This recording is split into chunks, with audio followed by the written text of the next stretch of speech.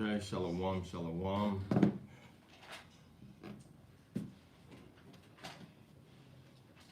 Shalom. Shalom. So we're here for the Jerusalem Mincha afternoon prayers. All right, so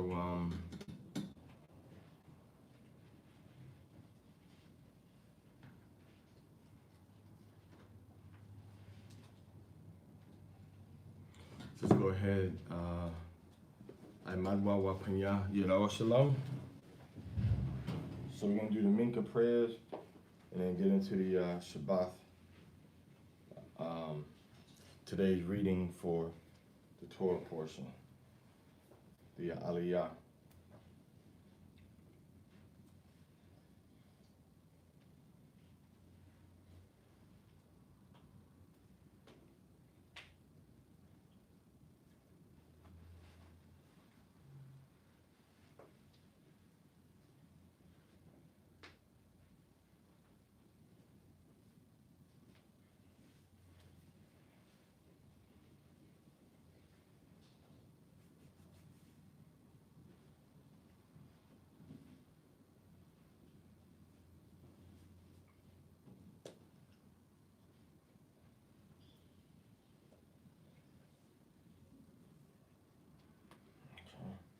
Abnawa, Shabbat Shemayim, Kodash, Haya, Shamka, Yahweh, Malakwethka, Taba'ah, Ratzaka, Haya Aisha, Baratza, Kahaya, Bashemayim, Nathan Lanawa, Lakham, Kal Yawan, Wasalach Lanawa, Chabawat Nawa, Kasalach Nawa, Chabawat Yanawa, Wala'ah, Dabaya Nawa, Banasaya 1, Abal, Hawashai Nawa, Manrai, Kaya, Laka, Hamalakwath, Waha'ala, Wahataparath, Laiwalamium, Aman.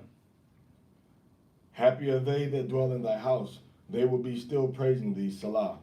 Happy is that people that is in such a case, yea, happy is that people whose Allahaya is Yahweh. I will extol thee, my Allahaya, O King, and I will bless thy name forever and ever. Every day will I bless thee, and I will praise thy name forever and ever. Great is Yahweh, and greatly to be praised, and his greatness is unsearchable. One generation shall praise thy works to another, and shall declare thy mighty acts. I will speak of the glorious honor of thy majesty, and of thy wondrous works. And men shall speak of the might of thy terrible acts, and I will declare thy greatness. They shall abundantly utter the memory of thy great goodness, and shall sing of thy righteousness. Yahweh is gracious and full of compassion, slow to anger and of great mercy. Yahweh is good to all, and his tender mercies are over all his works.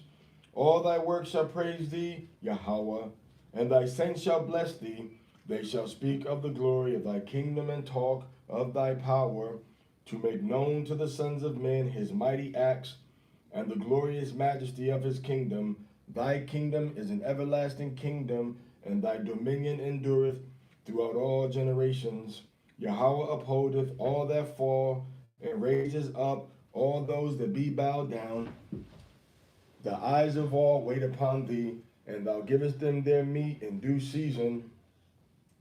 Thou openest thine hand, and satisfies the desire of every living thing. Yahweh is righteous in all his ways, and holy in all his works. Yahweh is nigh unto all them that call upon him, to all that call upon him in truth. He will fulfill the desire of them that fear him. He also will hear their cry, and will save them. Yahweh preserveth all them that love him, but all the wicked will he destroy. My mouth shall speak the praise of Yahweh, and let all flesh bless his holy name forever and ever. But we will bless Yahweh from this time forth and forevermore. Hallelujah. Hashem Yahweh Shai HaMashiach. May his great name be exalted and sanctified in the world which he has created according to his will. May he establish his kingdom, and may his salvation blossom and his anointed be near. During your lifetime and during your days, and in the lifetime of all the house of Yashala, speedily and soon, and say Amen. Amen. Amen. Amen. May his great name be blessed forever. May his great name be blessed forever. And to all eternity blessed. And to all eternity blessed. Hallelujah. Hallelujah. May his great name be blessed forever, and to all eternity blessed and praised, exalted, glorified, extolled, honored, adored, and lauded be the name of the Holy One, Yahweh, blessed be he, above and beyond all the blessings, hymns, praises, and consolations that are uttered in the world, and say Amen. Amen.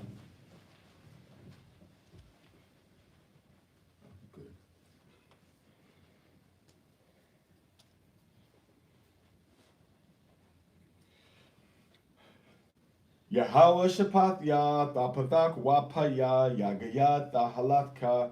Yahweh, open my lips, and my mouth shall show forth thy praise.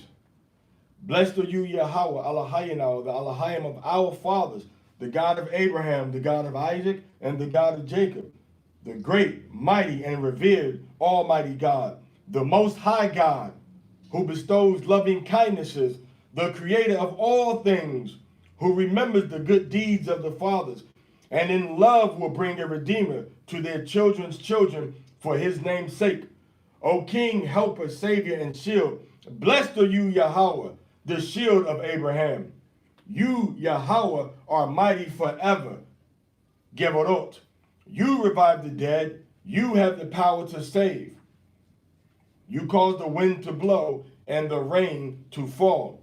You sustain the living with loving kindness.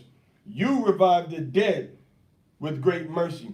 You support the falling, heal the sick, set free the bound, and keep faith with those who sleep in the dust. Who is like you, doer of mighty acts? Who resembles you, a king who puts to death and restores to life and causes salvation to flourish? And you are certain to revive the dead. Blessed are you, Yahweh, who revives the dead. Kedushat Hashem, we will sanctify your name in this world, just as it is sanctified in the highest heavens, as it is written by your prophet. And they call out one to another and say, Holy, holy, holy. Holy, holy, holy Is Yahweh of hosts. is Yahweh of The hosts. whole earth. The whole earth is full of his glory. is full of his glory. Those facing them praise Yahweh, saying, Blessed be the presence of Yahweh. Blessed be the presence of In Yahweh his place. in his place. And in your holy words it is written, saying, Yahweh reigns forever. Yahweh reigns forever. Your Elohim, O Zion, All generations. throughout all generations. Hallelujah. Hallelujah. Throughout all generations, we will declare your greatness. And to all eternity, we will proclaim your holiness. Your praise, our power shall never depart from our mouth. For you are a great and holy Elohim and King. Blessed are you, Yahweh, the holy Elohim. You are holy, and your name is holy, and the holy ones praise you daily. Selah. Blessed are you, Yahweh, the holy Elohim. Da'at Kokma. You favor men with knowledge and teach understanding. Favor us with knowledge and understanding and the insight that comes from you. Blessed are you, Yahweh, the gracious giver of knowledge, understanding, and wisdom. Da'ith Bayana and Chakma. Teshuvah. Bring us back, Abanawa, to your instruction. Draw us near, our King, to your service, and cause us to return to you in perfect repentance. Blessed are you, Yahweh, who delights in repentance. Selicha, forgive us, Abanawa, for we have sinned. Pardon us, our King, for we have transgressed. For you pardon and forgive. Blessed are you, Yahweh, who is merciful and always ready to forgive. Geulah, look upon our affliction and plead our cause, and redeem us speedily for your name's sake. For you are a mighty redeemer, Blessed are you, Yahweh, the Redeemer of Yashar'Allah. Heal us, Yahweh, and we will be healed. Save us, and we will be saved. For you are our praise. Grant a perfect healing to all our ailments. For you, Almighty King, are a faithful and merciful healer. Blessed are you, Yahweh, the healer of the sick of his people. Yashar'Allah. Birkat Hashanim. Bless this year for us, Yahweh Allahayinawa, together with all the varieties of its produce, for our welfare. Bestow a blessing upon the face of the earth. Satisfy us with your goodness, and bless our year like the best of years. Blessed are you, Yahweh, who blesses the years. Galuyot. Sound the great shofar for our freedom. Raise the ensign to gather our exiles and gather us from the four corners of the earth. Blessed are you, Yahweh, who gathers the dispersed of his people, Yashar'Allah. Birkat Hadin.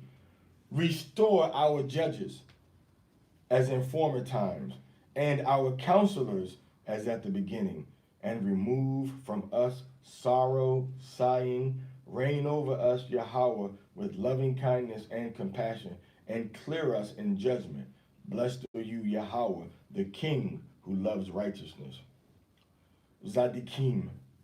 May your compassion be stirred, Yahweh, Allahayanawa, toward the righteous, the pious, the elders of your people, the house of Yashar'Allah, the remnant of their scholars, toward proselytes, and toward us also. Grant a good reward to all who truly trust in your name. Set our lot with them forever, so that we may never be put to shame. For we have put our trust in you. Blessed are you, Yahweh, the support and stay of the righteous. Binyan Yerushalayim, have compassion, Yahweh, our power, and your abundant mercy, on Yashar'Allah, your people, and on Jerusalem, your city, and on Zion, the abode of your glory, and on your temple, and on your dwelling, and on the royal house of David, the righteous, anointed servant. Return in mercy to Jerusalem, your city, and dwell in it as you have promised. Rebuild it soon in our day as an eternal structure, and set up in it the throne of King David. Blessed are you, Yahweh, who rebuilds Jerusalem. May Yahweh Shai Malkut Bet David, may Yahweh Shai Hamashiach, seed and branch of your servant David, quickly flourish, and may you prosper and exalt him in your salvation, as King of kings and Lord of lords, Lion of the tribe of Judah. For we hope upon your salvation and eternal kingdom all the day. Blessed are you, Yahweh, who flourishes the horn of salvation.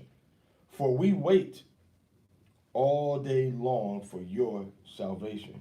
Bring forth your servant David, son of Jesse, son of Obed, to be our shepherd and prince in the wilderness. Blessed are you, Yahweh, who causes salvation to flourish. Kabbalat Tefillah. Hear our voice, Yahweh Allahayinawa. Spare us and have pity on us.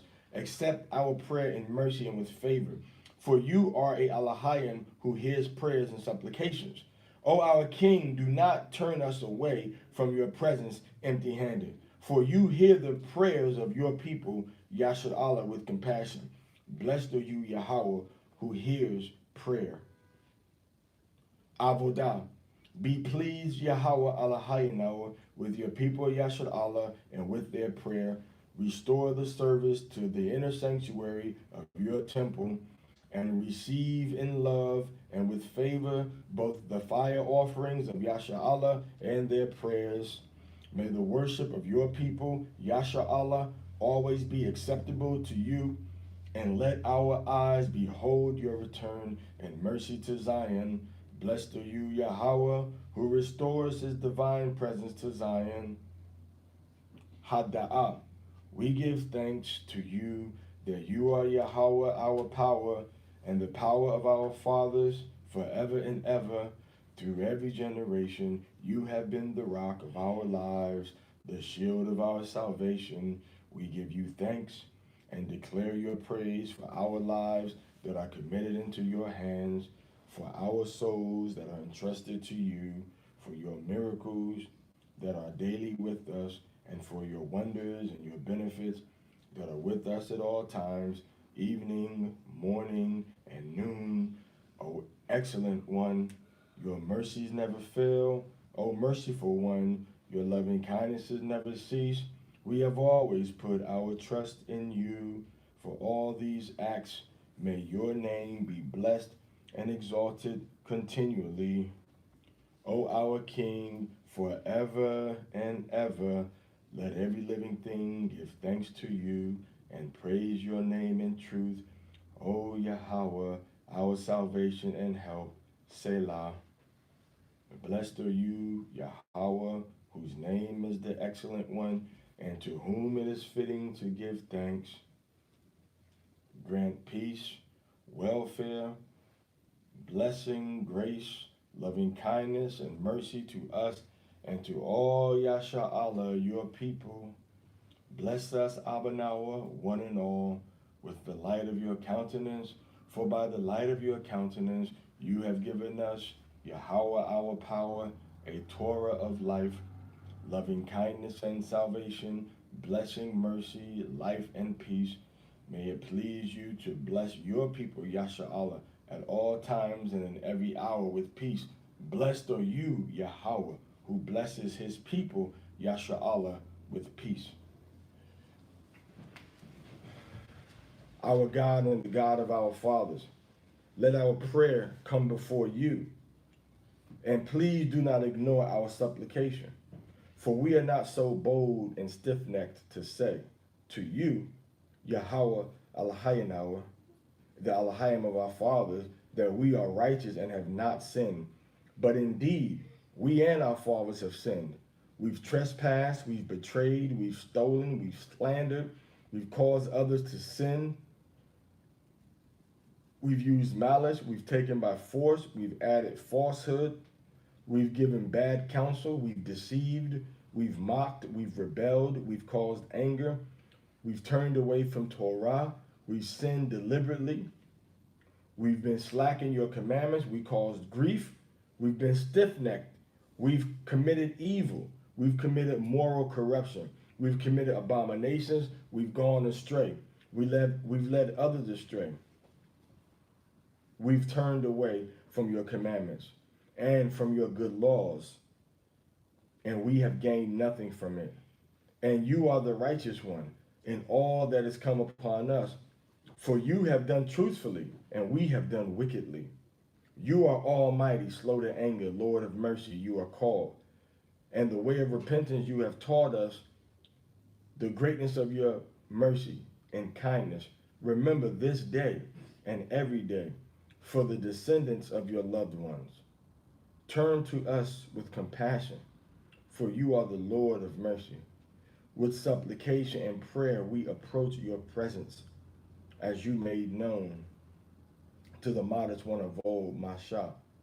From your fierce anger turn away, for it is written in your Torah, in the shadow of your wings may we be sheltered and lodged, as in the day.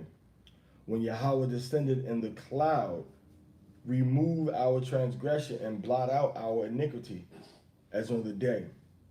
And he stood with him there, give ear to our cry and listen to our speech, as on the day. And he proclaimed in the name Yahweh. And there it is said, and Yahweh passed before him and proclaimed, Yahweh, Yahweh, Almighty, merciful, gracious, slow to anger, and abundant in kindness and truth, keeper of kindness for thousands of generations, endurer of iniquity and transgression and sin, and acquitter of those who repent, and pardon our iniquity and our sin, and take us for your inheritance. Pardon us our Father, for we have sinned. Forgive us, our King, for we have transgressed. For you, my Master, are good and forgiving, and abounding in kindness, for all who call upon you. And Yahweh said unto Salaklia, and Dawad said unto Gad, I am greatly distressed. Let me fall into the hand of Yahweh, for his mercies are great. But into the hand of man let me not fall. Merciful and gracious one, I have sinned before you. Yahweh, full of mercy and compassion, have compassion upon me, and accept my supplication. Yahweh, do not rebuke me with your anger, nor chastise me with your rage. Be gracious unto me, Yahweh, for I am desolate. Heal me, Yahweh, for my bones are terrified. My soul too is utterly terrified. And you, Yahweh, how long? Return, Yahweh, free my soul. Deliver me for the sake of your loving kindness. For in death there is no mention of you. In the lower world, who'll thank you? I am worn out with my sighing. Every night I cause my bed to float with my tears. I melt my couch. My eye is dimmed from anger. It's aged because of my tormentors. Depart from me, all ye evildoers, for Yahweh has heard the voice of my weeping. Yahweh has heard my supplication. Yahweh will also accept my prayer. Ashamed and utterly terrified will all my foes be. They will return and be instantaneously ashamed. Am I coming? It is our duty to praise the Master of all, to ascribe greatness to the author of creation, who has not made us like the nations of the lands, nor placed us like the families of the earth, who has not made our portion like theirs, nor our destiny like all their multitudes. For they worship vanity and emptiness, and pray to a God who cannot save. But we bow in worship and thank the Supreme King of Kings, the Holy One, blessed be he, who extends the heavens and establishes the earth, whose throne of glory is in the heavens above, and whose power's presence is in the highest of heights. He is our power, there is no other. Truly he is our King, there is none else. As it is written in his Torah, you shall know and take to heart this day that Yahweh is Elohim in the heavens above and on earth below. There is no other. Bashem, Yahweh Shai, Hamashiach, Aman.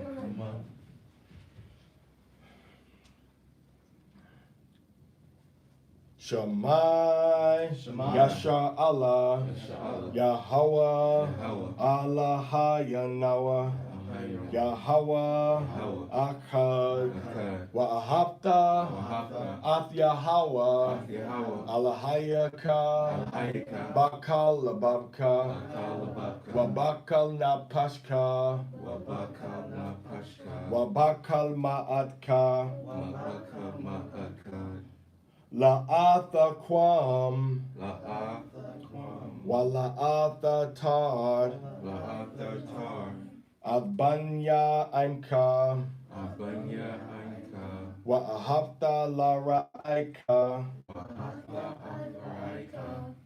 Kama Waka, Anya Yahweh, Anya Yahweh, Alahayaka Ashara, Hawatiza Athyaka, Ma'aratiza Matizariam, Mabayat Ibadyam, La'ayahaya, Laka Alahayam, Akariam Alpanya, La'ata Aishalaka. La'ata Ashayaka. Pasal Wala'a. Pasal Wala'a. Tha'ai Badam. Da'ai Badam. La'ata Laquag. La'ata Lakwa. Sham Yahweh. Asham Yahweh. Bashawa. Bashawa. Zakar Hayawam. Zakar Hayawam. Hashabat Laquadashwa. Hashaba Wakwadashwa. Kabad Abaka. Kabad Abaka. Wa Amaka. Wa Amaka. La'ataratazak. La'atharatazak. La'athanaap. La'athana'ab. La'athaganab. La'athaganab. La'atha Ainashakwar. La'ashashakwa. La'athakamad. La'athakamad. Kal Ashara. Ka Asherah. La Ra'aika. La'ra'aika.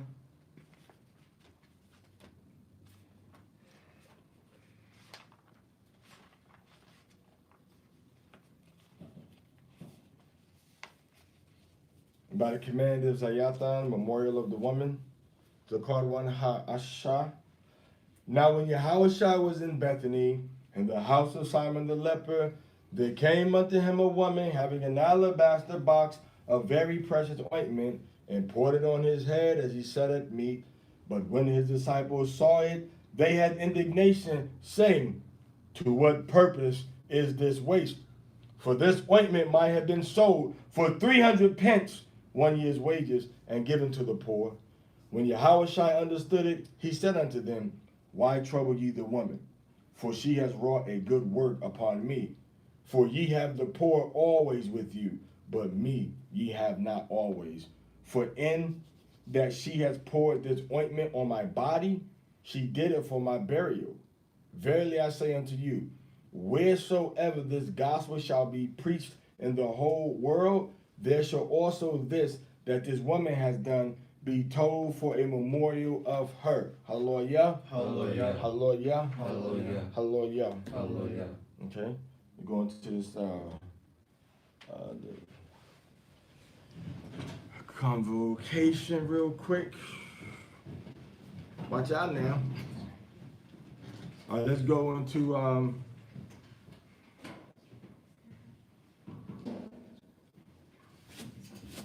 I need a Ayash Kwara A.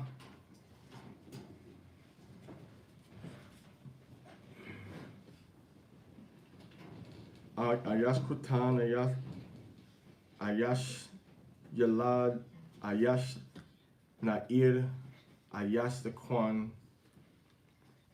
Any kind of Ayash qualifies. As long as you Ayash. Let's go into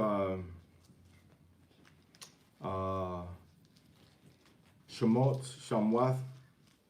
All right, we in chapter 21.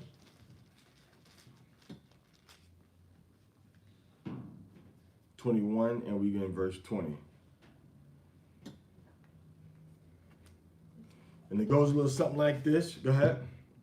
And if a man smite his servant So if you own a servant and you hit him, go ahead. or his mate, Or you have to hit a woman that's your maid, a woman that belongs to you, that's in your household. So the Most High, first of all, telling us that within the structure of the household, corporal punishment is not foreign.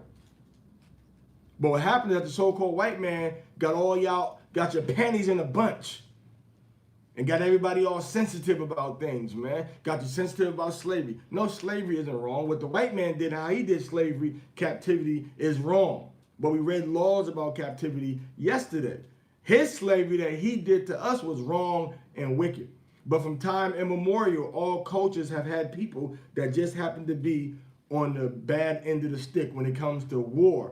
when it comes to just a weaker people.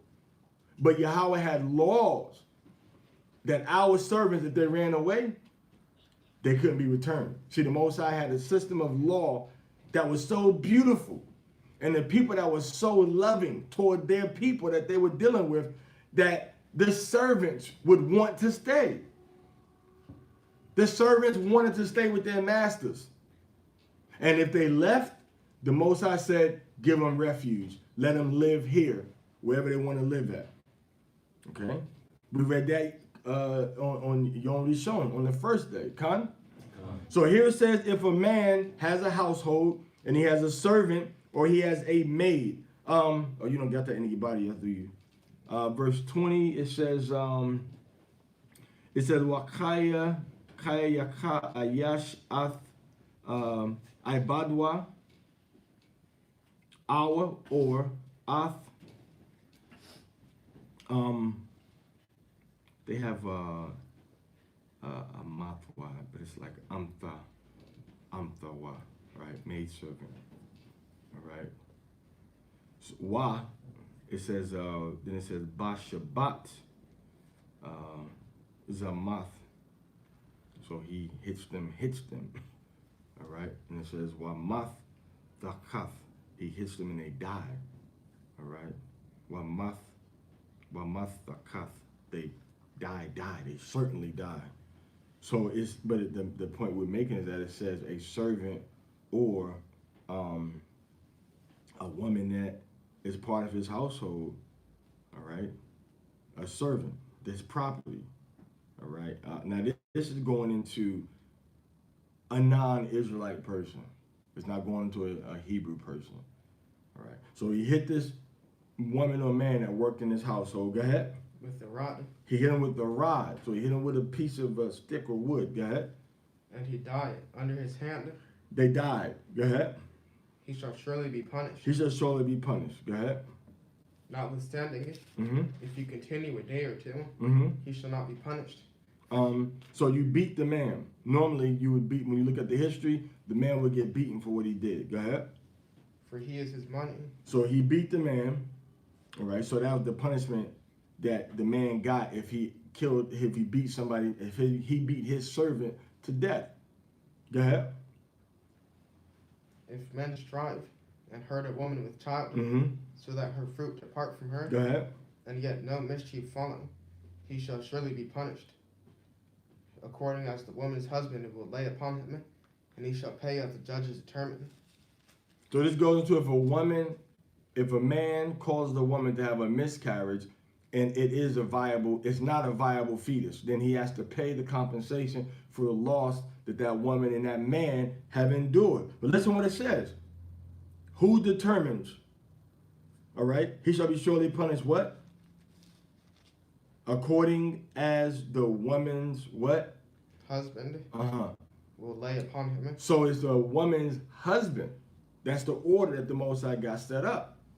It's the woman's husband that said, hey, this is what we're going to have to do because you caused my wife to lose her baby. It wasn't the wife's decision. Unfortunately, for all of the modern day feminists, the man decided, okay, this is what we're going to do. Now, of course, you know what type of people we were. The man, of course, would talk to his wife and see what she felt or what she thought was going to be a good way to compensate. All right? He didn't just override what she said. Matter of fact, he might have even went beyond what the woman said, but I don't think he would go, well, I think that he need to pay such and such. Oh, no, that's too much. All right? He might even go beyond what she says, but I can't see him going back because she's the one carrying the baby. She's the one that's going to go through that emotional, that emotional strain of detaching yourself from a person you never knew, a person that you never experienced or saw or felt. So because of that miscarriage, there had to be some kind of compensation. He had to be punished. So he had to be punished some kind of way, right? And he had to pay what the judges said had to be paid. Now this is for a non-viable fetus, meaning the woman is pregnant, but the fetus wouldn't have survived if it was delivered. Okay, it wouldn't have survived outside the womb anyway. All right, go ahead. And if any mischief fall him, If any mischief follow, go ahead. then thou shalt give life for life, Mm-hmm.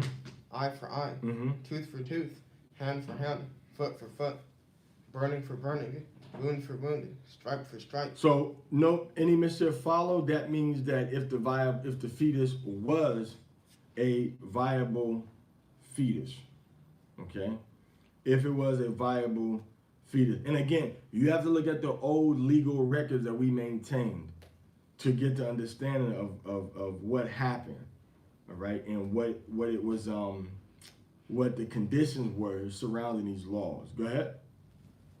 And if a man smite the But eye, this is where you get eye for eye.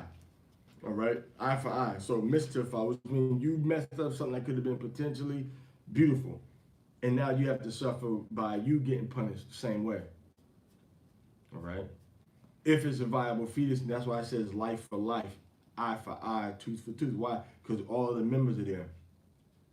So if the baby is born, and then the baby dies, well, that man dies. If the baby's born and the baby's born with one eye, that man gotta have his eye gouged out. If the baby is born and time goes on, and the baby doesn't have the things that he's supposed to have as a baby, he's born with like his foot is messed up. Well, that man gotta lose his foot too. That's what the law was. So the moral of this law is do not. That's why even in the Israelite community, there's always a taboo about an angry woman beating down another woman that's pregnant. So, hey, it's a taboo growing up. You don't do that. She can talk all the junk she want, and they'll say, okay, wait till she had that baby. Wait till you had that baby. All right, we've all heard, probably might have heard something like this. You know what I'm saying? In the projects, the tenements, the reservations, the college campuses, right? In jail, whatever. We've heard it in the workplaces, skating rinks, basketball courts. We've heard, wait till you had that baby. She's talking all that junk now because she's pregnant. You see? So once the baby is born. So now the Most High is saying, while the woman is pregnant, do not do anything that's going to risk that baby being injured. And if you do so, the judges and the husband are supposed to figure out what's going to happen. And then the Most High already has certain laws set up to deal with that. I keep going.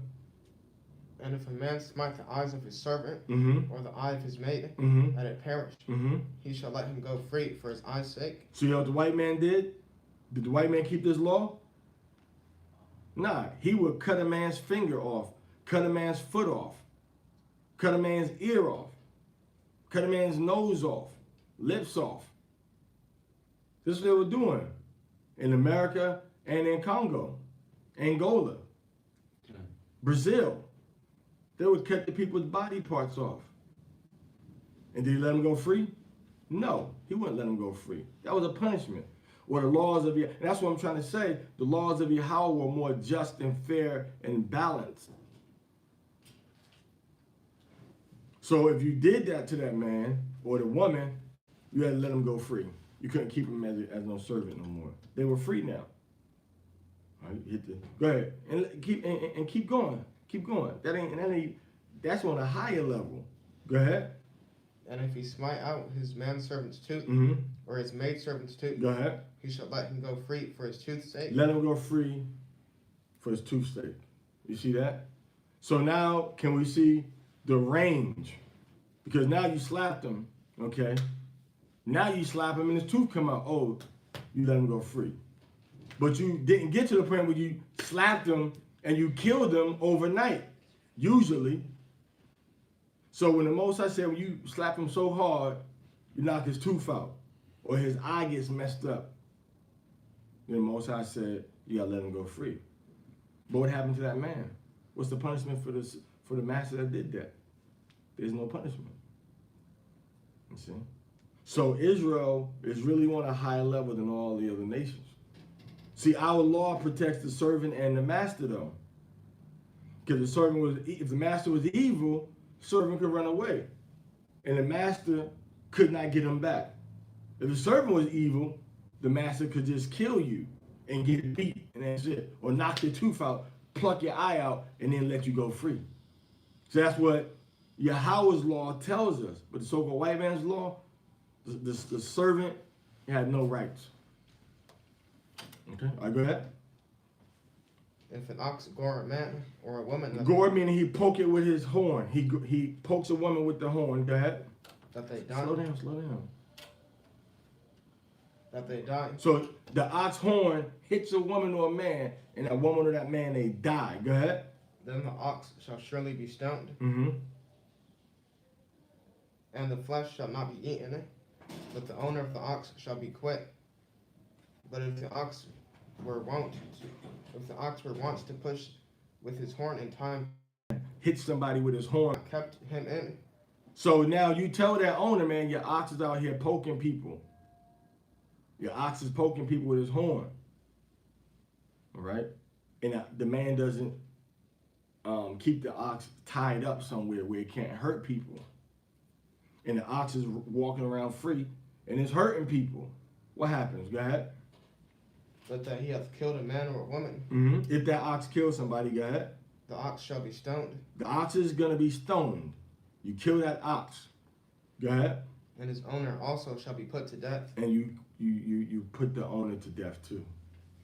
You see that? So this could be also looked at for dogs and stuff. You know your dog's running around biting people, and then your dog finally goes out and kills somebody, bit somebody to death, grabs somebody's baby from the stroller, just mangled the baby. Most High forbid. But if that happens, the dog supposed to die, and the person, people know when their dogs are aggressive. No, they dog. You ain't, but they're letting the dog just roam around the city. All right. So now, if that dog, hits somebody, or dog is aggressive toward people, or the ox, we talk about the ox specifically. The ox is aggressive toward people and they kill somebody, and the owner knew that this animal was aggressive, then the owner has to die also. Why? Because he has to take the responsibility for what his animal was doing, because he knew that this animal was doing these things to people. All right, go ahead. If there be laid on him a sum of money, Mm-hmm. then he shall give for the ransom of his life whatsoever is laid upon him. So the victim's family says, we need you to pay 30,000 shekels, 50,000 shekels. So you gotta pay it. If you don't pay it, then you die. Plain and simple. This is the law. And if you can't pay it, the scriptures say that if you can't pay it, a lot of times you get what? What happens? If you get sold, if you didn't get, if you didn't have the money to pay the ransom, what happened to you? Fine. You got put into a form of like for things like that. To work off it. Whether he have gored a son or have gored a daughter, Mm-hmm. according to this judgment shall it be done unto him. Now this is if you did this to a Israelite that was free. Go ahead. If the ox shall push a manservant or a maidservant, Now if the ox pushes a servant of somebody, go ahead. he shall give unto their master 30 shekels of silver, Mm-hmm. and the ox shall be stoned. So the ox shall be stoned because they have killed another person. That's how everybody know, even growing up. See, these are laws and principles that have followed us throughout the years that different cultures that people know about. That once you have a dog and that dog bites a person, draws the blood and takes the person's blood, right? People say you're supposed to put that dog to death now. Anybody heard that before, right? Mm-hmm. You're supposed to put that dog to death now. Why? Because now he's tasted that human meat, that flesh, that blood. So now he's gonna have that, desire for it. That's what they say. Whether it happens or not, whether it's true or not, who's to say? But once that animal draws that blood, the Most High said, kill that animal. So now, That goes into that movie with the lions that were hunting the humans in Africa, if you remember. They had gotten so attached to the human blood and flesh that they purposely would hunt the humans. They wouldn't even go after other animals. oh, for real? Right. Based on a true story. What verse you in? Verse 33. Go ahead. And if a man shall open a pit, or if a man shall dig a pit, and not cover it, and an ox or an ass falleth therein, the owner of the pit shall make it good, and give money unto the owner of them, and the dead beast shall be his. All right, so everybody see that. If you got a big hole or an ox, so you want to talk about an ox in a ditch, or an ox in a pit, all right, or an ox in a big hole in your yard that's not covered, and somebody's animal falls into it. So if the animal falls into the ditch on a Sabbath day, what are you gonna do? If they just sit there in the ditch, you're gonna take it out. Take it out. You're gonna take it out. All right, so now if you take it out, what happens when there's an Israelite that you can speak to and you can heal him on the Sabbath day? You're gonna speak to him or not speak to him to get healed? Speak to him. All right, so this is what Yahushua is talking about when he said your ox is in the ditch. That wasn't a parable he was using. So when people say, oh, if your ox is in the ditch, you know, you got to work on the Sabbath. He was talking about healing on the Sabbath was okay to do, Right. because you will heal an animal on the Sabbath to keep it from hurting itself. Right. Right. All right, because certain animals, if they keep trying to get out, they can break that lower piece of their leg. Right. All right. And that's death. You have something you want to say on that?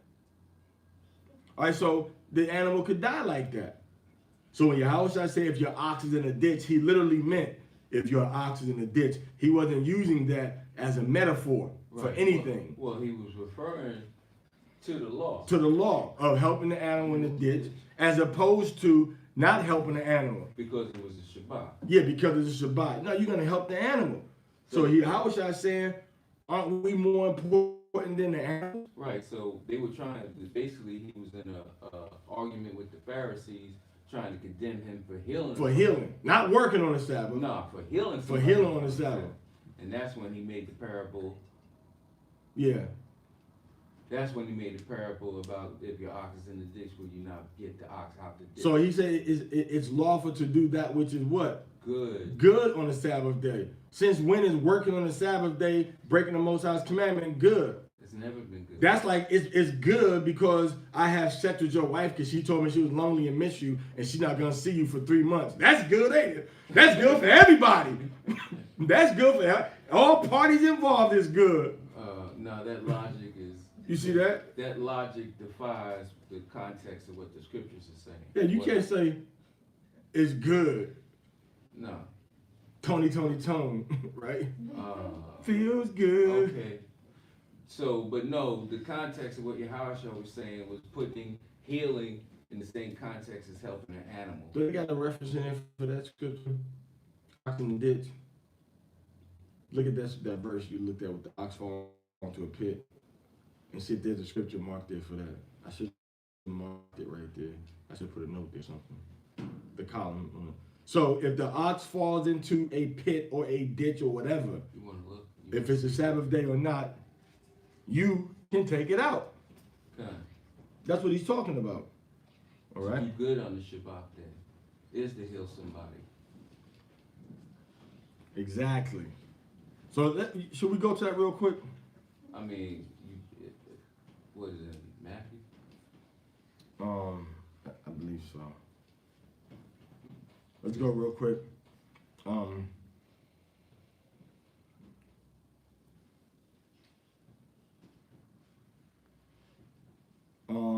Let's go to Luke 15, Luke 14. Luke 14, verse 3.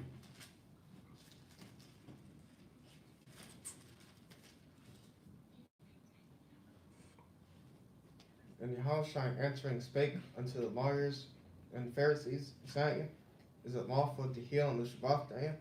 And they held their peace. So he said, is it lawful for me to heal somebody on the Sabbath day?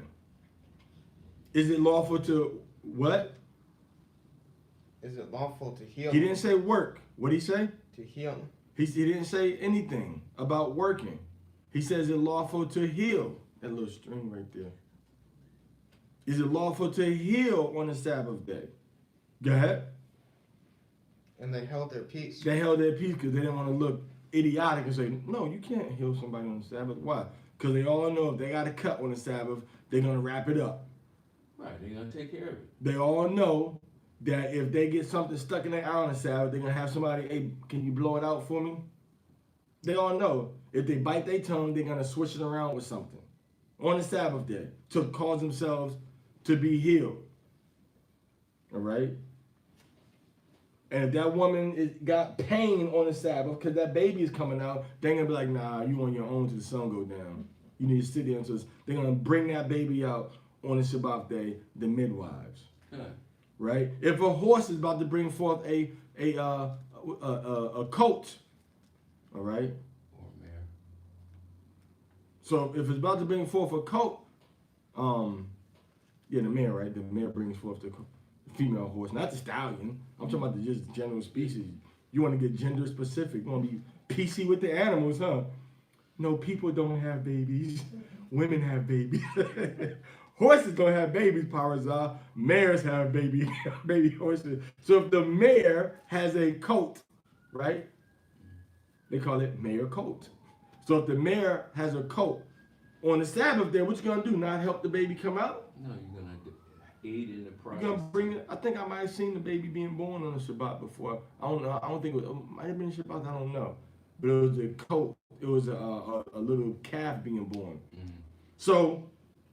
So he said, is it lawful to heal on the Sabbath? I mean, is it lawful for you to cause a person's sickly state to improve on the Shabbat day? That's the question. That's what he's talking about. That's the context. Go ahead. And he took him and healed him. So he took the man, all right, and he healed the man. Go ahead. And let him go. Right. He said, go ahead now, man. Go ahead. And answered them, saying, Mm-hmm. Which of you shall have an ass or an ox fall into a pit? If you have an ass or ox fall into a pit, the law we just read about in Shemot 21, in Exodus 31. It's the exact same law. If the ox falls into a pit, right? Go ahead. And will not straightway pull him out Meaning what? Go ahead. on the Shabbat day. Meaning as soon as the Sabbath comes, if it's a Sabbath day, you're going to pull that animal out as soon as you can when you see him fall into that ditch. You're going to pull that ox out. So that's what he was talking about, that the human life is more valuable than the animal's life. Okay? That's what he's talking about. All right? It was on a higher tier, so how can you condemn me for what the good that I do on the Shabbat to heal that person? Right.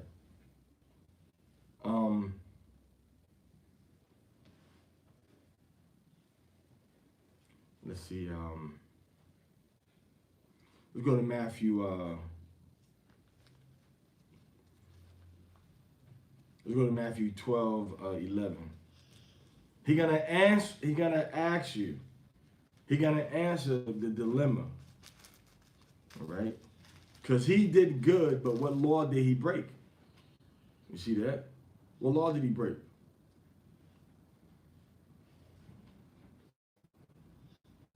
Oh, it's like you're having a person stuck in a burning building because it's a live person stuck at the door that can't move, all right? That's, handicapped or paralyzed. And you go through the chainsaw and just cut the person all up to get the door open and save the other person. You can't do that.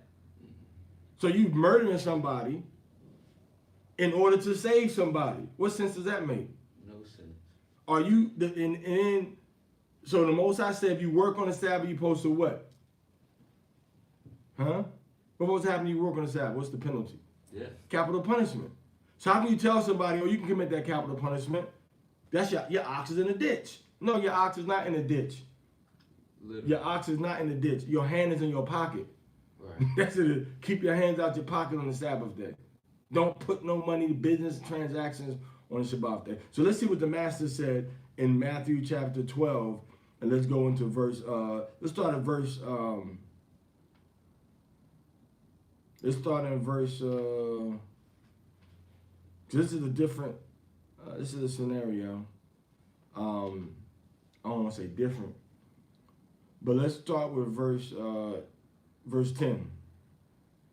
And behold, there was a man which had his hand withered, Mm-hmm. and they asked him, saying, Is it lawful to heal on the Shabbat day? Is it against the law? Is it full of law for me to heal on the Sabbath day? Can I heal this man on the Sabbath day? Is it against the laws of Yahweh? Is what he's asking them. He's not talking about working. He's not asking them about a metaphor. He's asking them about a very specific action of working on the Sabbath day. That's all he's talking about at this moment. Healing. Yeah, not working. A very specific action of healing on the Sabbath day. Healing. All right? Is it lawful to heal someone on the Shabbat day? Go ahead. That they might accuse him. Go ahead. And he said unto them, Uh-huh. What man shall there be among Which you which man of you all? Go ahead. that shall have one sheep, Mm-hmm. and if it fall into a pit on the Shabbat day, will he not lay hold on it and lift it out? So won't you not only listen what he said though. Not only are you going into the pit, or you what? You doing some heavy moving. That animal ain't gonna be easy to get out the pit. So now you gotta pull that animal, with a lot of resistance from the animal because the animal got some weight on it. So now you have to pull the animal out of wherever it fell down, the pit that it fell into. And you have to lift it out. So you're working on the Shabbat day. You're doing labor, heavy labor on the Sabbath day. So as you do this heavy labor on the Sabbath day, Yahushua is saying, if your ox or if your sheep is in the ditch on this day, will you pull it out? He said, which one of you all will not pull it out on the Sabbath day? Which one of y'all won't pull out your animal from a ditch on the Sabbath day? A pit. What did he say after that? Verse 12. Read. How much then is a man better than a sheep? How much then is a man better than a sheep? So Yahushua, when he says, is lawful to that which is good on the Sabbath, keep reading. Wherefore, it is lawful to do well on the Shabbat days. What well is he talking about? He's talking about doing well by healing somebody, and you doing well by taking that animal, that sheep, out of the pit. Both of those things are good to do on the Shabbat day. Now, where does anybody get working out of this? It's not a metaphor. It was a comparison. It's a real life comparison of things that actually happen. Okay? It's a comparison. He's not using a metaphor. There's a difference. It's not a metaphor. It's not a simile. It's a real life comparison. Meaning if you eat pepperoni, all right, from off the pizza, you might as well be eating the bacon from a frying pan, because both of them are pig. It's a comparison. Using two things, he has a life force, a living entity that is in a bad physical condition, and you have an outside force intervening to that other, like you have a person that is sick, and you have a sheep or an ox. You have the sheep being in a position where it is hurt. You have a person in a position where they're hurt. You got somebody from the outside coming to help the sick or the animal that's hurt. You got somebody from the outside coming to help the person that's hurt or that's sick. Same thing. Same thing. It's the same thing. So you're saying there's no difference in actually what? How much then is a man better than a sheep? So his metaphor doesn't exist the way people try to teach it. This is not talking about you buying on the Sabbath or you doing anything on the Sabbath. It's talking about exactly what he said, all right? It's talking about you healing somebody on the Sabbath day is okay for me to do, because I know there ain't none of y'all out there that would keep your sheep inside of a ditch if it fell. Okay? All right, let's keep on going, man.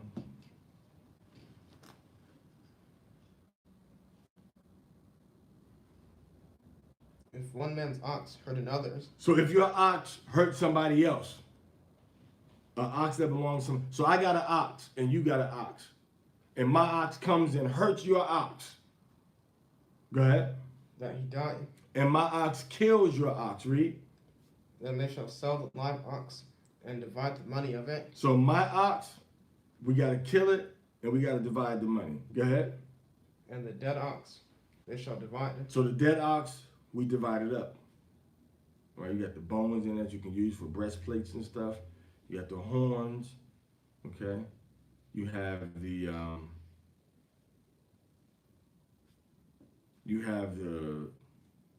the skins and everything.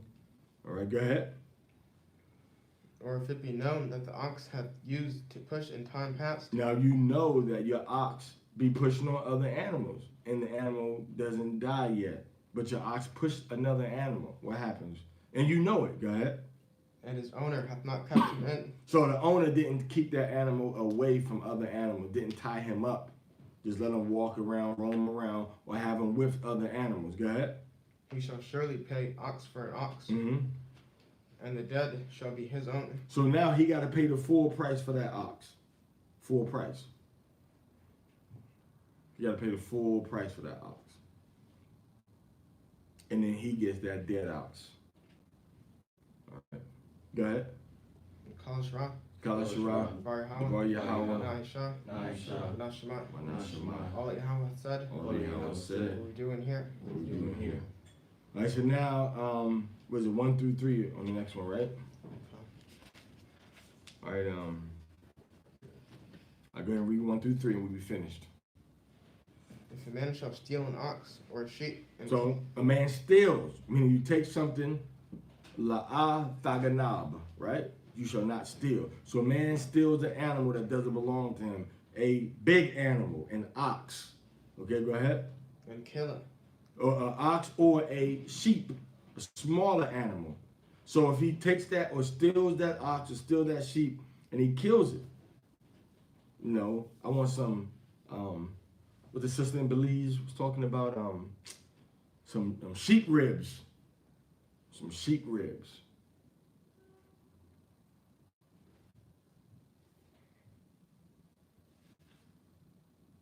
So if there's some sheep ribs, all right, so if she makes some sheep ribs, or you stole the ox, and then you're gonna, what, just make you the, you know, a Gordon Ramsay type dish. All right, go ahead. or sell it, Or he sells it. He says, hey, who want to buy this stolen sheep, this stolen cow? Go ahead. he shall restore 5 oxen for an ox, So you got to give 5 ox back to the person that you stole from. You got to give 5 ox back to the person you stole that 1 ox from. So is it really worth it? Because you got to pay 5 times back. Go ahead. and 4 sheep for a sheep, 1 sheep that you stole, you got to pay 4 sheep back. You see that? So you stole 1 sheep, you got to pay back 4. Ain't no, or give me my, see, the white man, his justice is so evil and wicked. If you go to any place right now and steal a sheep, what they going to do? They're going to put you in jail. The most I said, nah, you need to figure out a way how to work this thing off and get that man 4 sheep. All right, go ahead. if a thief be found breaking up, Meaning now you break into somebody's house. Go ahead. And this is when it's nighttime. Go ahead. and be smitten, then Mhm. he die. So you kill that man breaking into your house and he dies. Go ahead. There shall no blood be shed for him, So there shall be no blood for him. So nobody gets killed because to get vengeance on that man dying.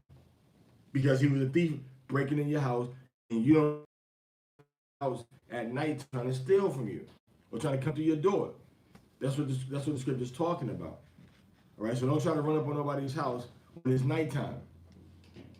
All right? Go ahead. if the sun be risen upon him. Meaning what? Meaning it was daytime. The sun was out when he tried to steal everything. The sun was out. Go ahead. There shall be blood shed for him. Now the sun was out. Now the person that killed him got to get put to death. Because you saw that person, saw him trying to come in, you could identify him, and you still going to shoot him anyway. All right? The Most High said don't do that. So now you killed the man. You saw him coming in. Anybody can just keep breaking into your crib when they see you looking at them. Not in the ancient world, at least. What, he had a crossbow or something? See, now they got bullets and guns and all that. So you really, so you may have to adjust that law a little bit now to an extent where you mortally wounded somebody or you're going to you shooting because you don't know what that person's going to do. Right, well, they treat the home, they don't really treat it as a break-in. Mm-hmm.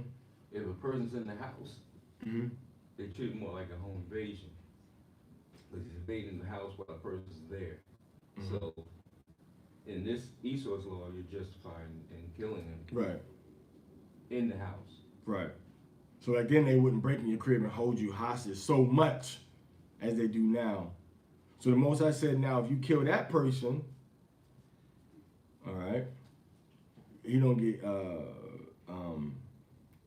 if you kill him, all right, the sun be risen upon him, but if you kill him, then blood can be shed for that person. All right, go ahead. For he should make full restitution Mm-hmm. if he have nothing. Now, if he doesn't get killed and you don't kill him, he has to pay back for what he stole or what he was trying to steal. Go ahead. Then he shall be sold for his theft. So he got to get sold for the stealing that he do. Now, let me read the commentary on this. It says, this law is a contrast to the earlier one, which taught the special penalty for selling and slaughtering an ox or sheep. The general rule of thieves, as taught here and below in 22 and verse 8, is that they are fined an amount equal to the value of the stolen property, whether it was an animal or any other movable item. From the word alive, the sages derive that the thief's responsibility to return to the victim the full value of the stolen item as it was when it was stolen. If it died or merely suffered a noticeable physical deterioration, the thief keeps the stolen item because it is considered to be the same animal that he stole. In that case, the thief pays its original value plus the fine. All right. Which is 20%. I believe so. A fifth, right? I believe so.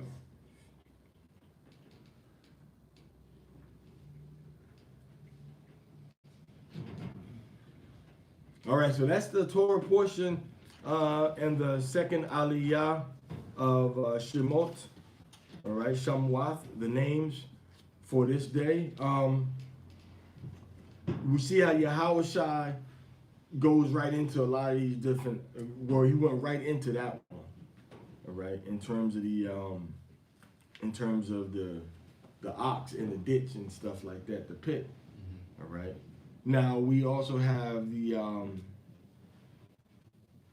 person, being sick, that they can get healed on the Sabbath day.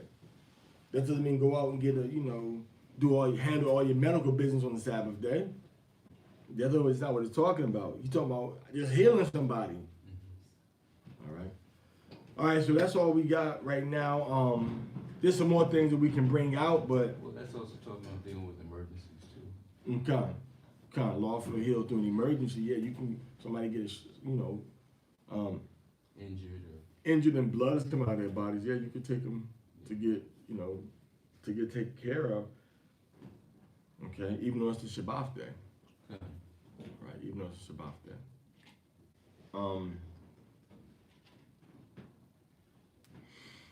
So that's about it. So we have the goods, all right. The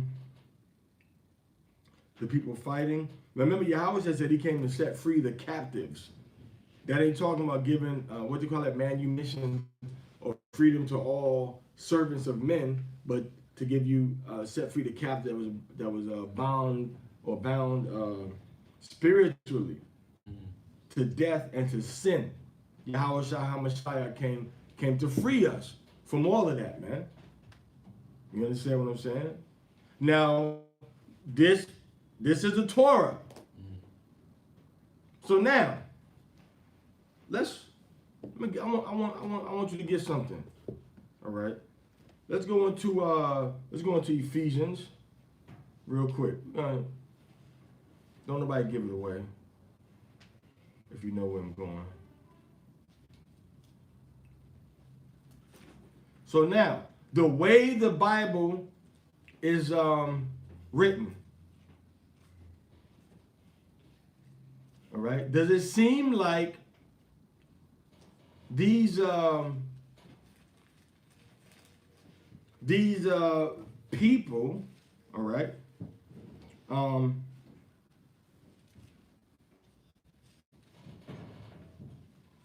are supposed to obey or not obey?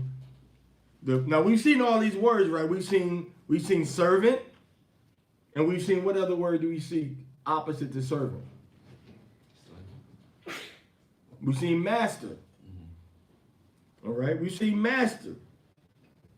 Now, so is the law of Moses, is it telling you to, the context of these laws, are they telling you to obey or to disobey your masters?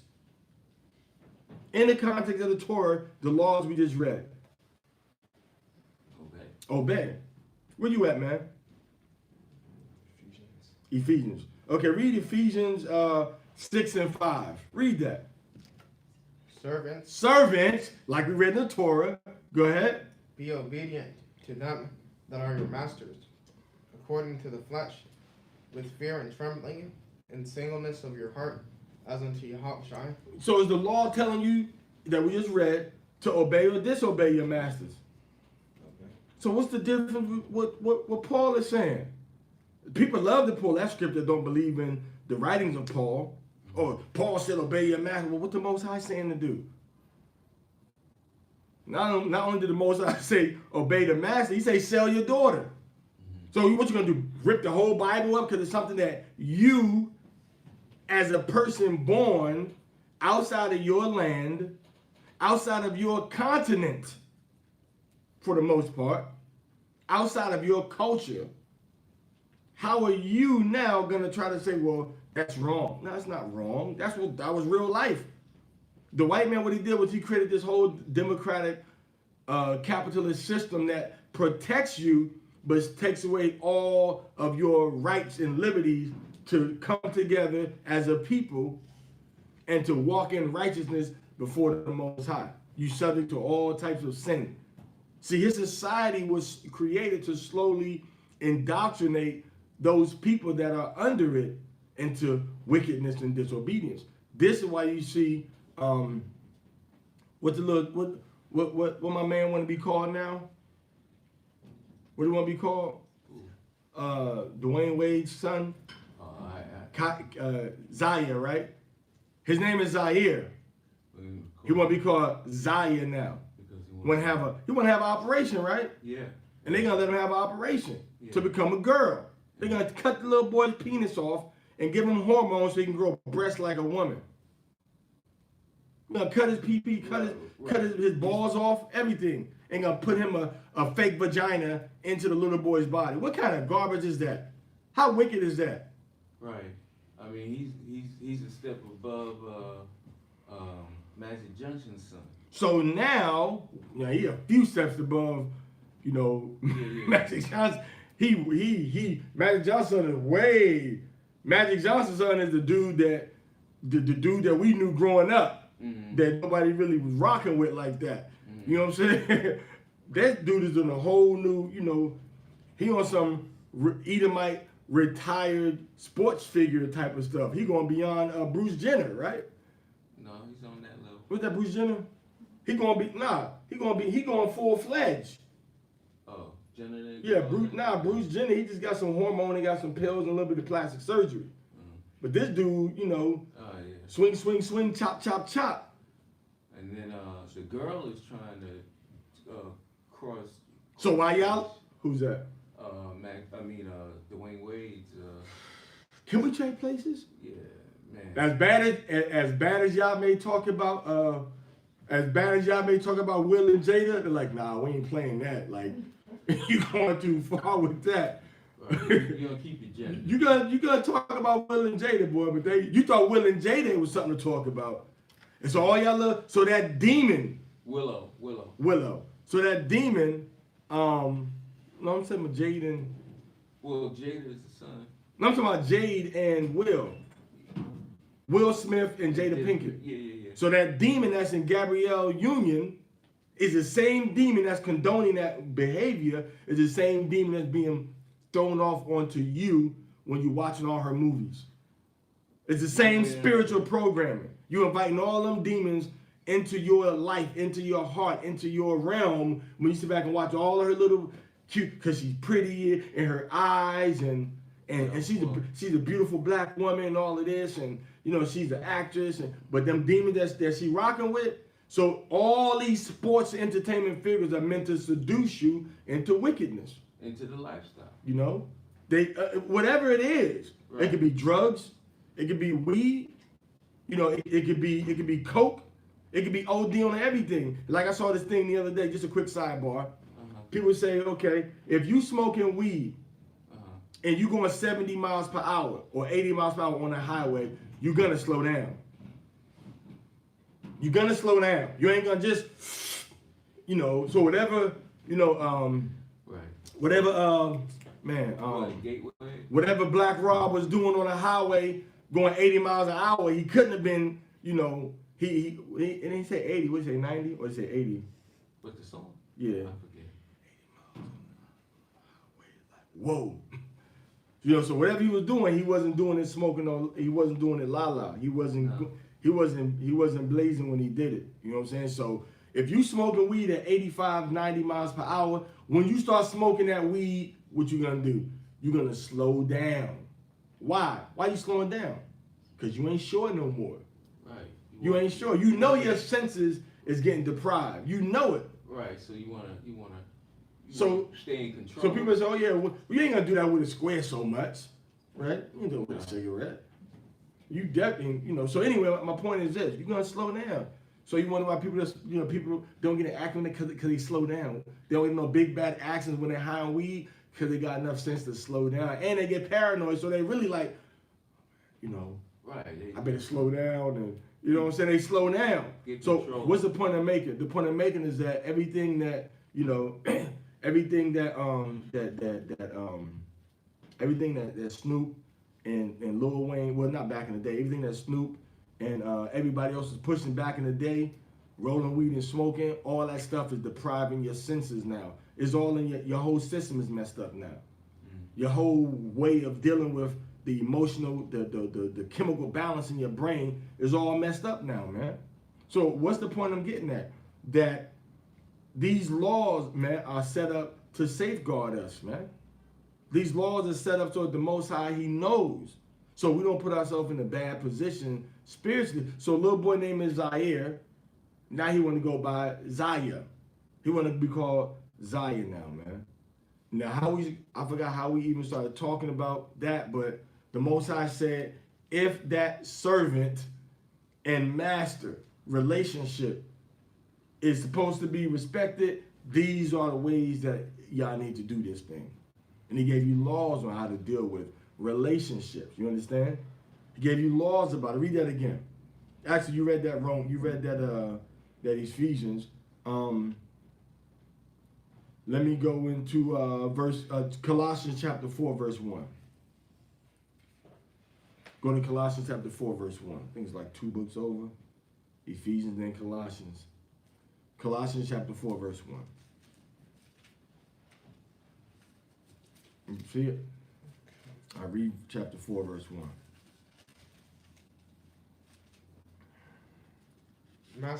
Masters. Now this is what we read inside the Torah. We read about the master in the Torah, didn't we? No. So we read about the master in the Torah. So the scripture says,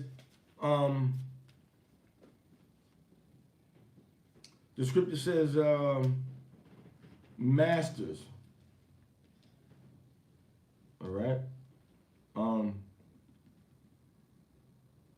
Scripture says masters, which is Adanya, Lord.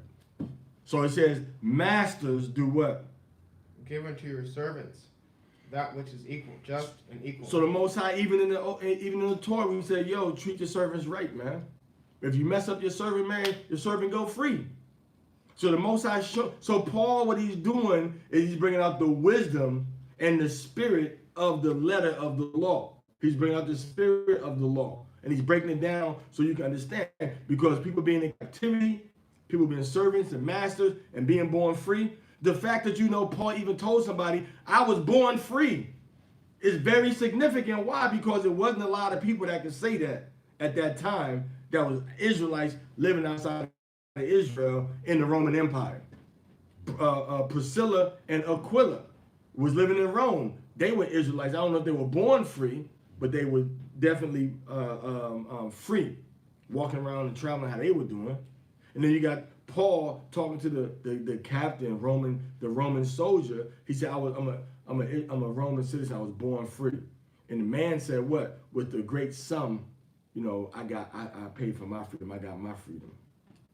All right, in the army. I mean, he probably was a gladiator or something. Fought his way to freedom. Okay, fought his way to freedom. So now remember also that you could pay for your freedom back then. Your master, they don't try to hold you forever. Because once you ain't be no gladiator out there fighting, 60, 70, 80, unless you was just really, really, really good like that. So the point is that Paul is giving you counsel about the master. So master and slaves, masters, be good to your servants. Go ahead. Knowing that ye also have a master in heaven. Mm-hmm. Continue in prayer and watching the same with thanksgiving. All right, so you stop right there. So now the point is that whole slave or servant master relationship, what the so-called white man did was against the Bible. What they did in slavery, what the Turks did to us, the British, the French, the Spanish, the Belgium, the Belgian, the Portuguese, evil, wicked. The Most High's servant and master is based on laws, on how to treat this person that you own, or this person that works for you, this person that is bonded to you for their life. As we see in Exodus chapter 21, verse 6, verse 5 and 6. The bondman shall say, I love my master, my wife, and my children. I shall not go free. So he said, I love my master, my wife, and my children. I'm not going to leave him or them. That's in the Torah. So when we go into the so-called New Testament, the books that are holy books written by holy men of the Most High, now we see it says what? Love your masters, servants. So we see the same thing in both sides of the book. So you can't use the slavery laws in the New Testament against having slaves, because the Bible clearly shows you that we had servants, male and female. And the woman and the man would get chastised physically, corporal punishment from the master. And both of them could be let free if you injured them, knocked their tooth out, or you knocked the eye out of one of them. You had to let them go free. That's how just the Most High was. So you can't make no comparison between what the Bible is saying about slavery. Yes, if this captivity, not captivity, but if this servant and master relationship in the Bible was talking about what we experienced throughout the world under the Gentile white people, yes, that would be a really bad pill to swallow. But even when you read in Olaudu Equiano's book, all right, Gustavo Vasa, the interesting narrative of Gustavo Vasa, when he wrote about when he was taken as a child and kidnapped and made a slave, Even he explains that the slavery that he experienced in Africa under the Hamites was different than the slavery that he experienced in the Americas under the Edomites. It was a more, you know, it was a more socially inclusive form of slavery. In other words, they wasn't beating the people, cutting limbs off, and they was working with everybody else. Mm-hmm. You see, the white man took slavery as this. The Israelites took slavery. Okay, let's get this work done. Let's work together to get this, to get everything done. All right, everything done in a better, a better capacity. You know, more quick. All right, so that's all we got right now. It's been 86 minutes, almost an hour and a half, 90 minutes. So we gave the Most High, you know, some time today. We prayed and we read the scriptures afterwards. Tomorrow we'll pick up. We might even read it tonight, but tomorrow we'll pick up from Shaylasha, right? Which is chapter 23, chapter 22, verse 4. Chapter 22, verse 4 through okay, 4 through 11. So we got 8 verses, right? Ain't there 8 verses? Yeah. So we got 8 verses, 4 through 11. So we're gonna go more into the mishpatim or the mashapatim of Yahweh. All right. All right. So that's what we got for right now. Okay. See if we got anything right here. Nothing right there. See if we got anything right here.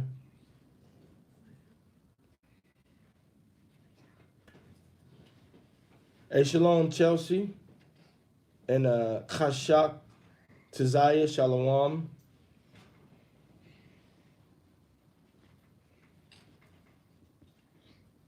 Marlene, Bardale, shalom, Akwath. All right. Morning to everybody on that side of the world. And Chelsea said that her daughter was born on Shabbat. Yeah, imagine somebody telling you, where's the Sabbath? She can't be born yet. Man, you're gonna if you tell a woman that, boy, you're gonna hear curse words that have never been said, and that will never be said again, and that will never be remembered. You tell a woman she can't have her baby because it's a Sabbath. So yeah, it just goes into the silliness, you know, of our people, man, to try to break the commandments when Yahweh clearly is telling us, don't do this thing. You know, don't try to oppress the people by telling them they can't heal somebody. That's pure oppression. You can't heal somebody on a Sabbath day. What kind of? So Yahweh says, nah, you can help this ox, you can help this sheep, but I can't heal this man. This man is more important than this sheep. So yes, I can heal the man. If you can go and heal the sheep and help the sheep out of this ditch that he's in, yeah, I'm gonna go and help this man and heal this man. Okay. So we're gonna close out. Amagwa, Barakwa, Yabaraka Kam Yahweh by Shem Yahweh Shai. Yabaraka Kam Yahweh by Shem Yahweh Shai. Kwam Yashala. Kwam Yashala. Kwam Yashala. Kwam Yashala. Kwam Yashala. Kwam Yashala. Hallelujah. Hallelujah. Hallelujah. Hallelujah. Hallelujah. Hallelujah. Yadi Mata, Mani Shabbat. Sister Stan.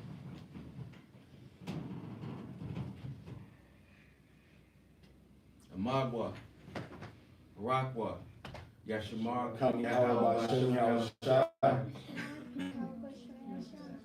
Kwam Yashala. Kwam Yashala. Kwam Yashala. Kwam Yashala. Kwam Yashala. Kwam Yashala. Hallelujah. Hallelujah. Hallelujah. Hallelujah. Hallelujah. Hallelujah. Young Mincha, dismissed. All right, y'all, that's it.